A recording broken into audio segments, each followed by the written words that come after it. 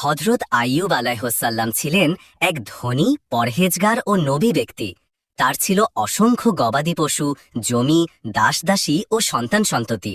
আল্লাহ তাকে এই সকল নিয়ামতে ভরিয়ে দিয়েছিলেন, কিন্তু আল্লাহ তাকে পরীক্ষা করার জন্য সবকিছু একে একে নিয়ে নেন। তিনি হারিয়ে ফেলেন তার সন্তানদের, ধ্বংস হয় তার সম্পদ, তার দেহে ভয়ঙ্কর চর্মরোগ দেখা দেয়, তার সারা শরীরে ঘা হয়, এমনকি মানুষ তার কাছেও যেতে চাইত না। সবাই তাকে পরিত্যাগ করে, একমাত্র স্ত্রী ছাড়া কেউ পাশে থাকেনি। কিন্তু এই চরম কষ্টের মাঝেও হযরত আইয়ুব আল্লাহর প্রতি একবারের জন্য অভিযোগ করেননি, বরং তিনি সবসময় বলতেন, রব্বি ইন্নী মাসানিয়াদ দুররু ওয়া আনতা আরহামুর রাহিমিন। হে আমার পালনকর্তা, আমি কষ্টে পড়েছি আর আপনি তো সর্বাধিক দয়ালু। সূরা আম্বিয়া ৮৩। এই দোয়া কবুল হয়। আল্লাহ তার কষ্ট দূর করেন, রোগ সারিয়ে দেন, ফিরিয়ে দেন তার হারানো সন্তান ও সম্পদ, আগের থেকেও বেশি করে।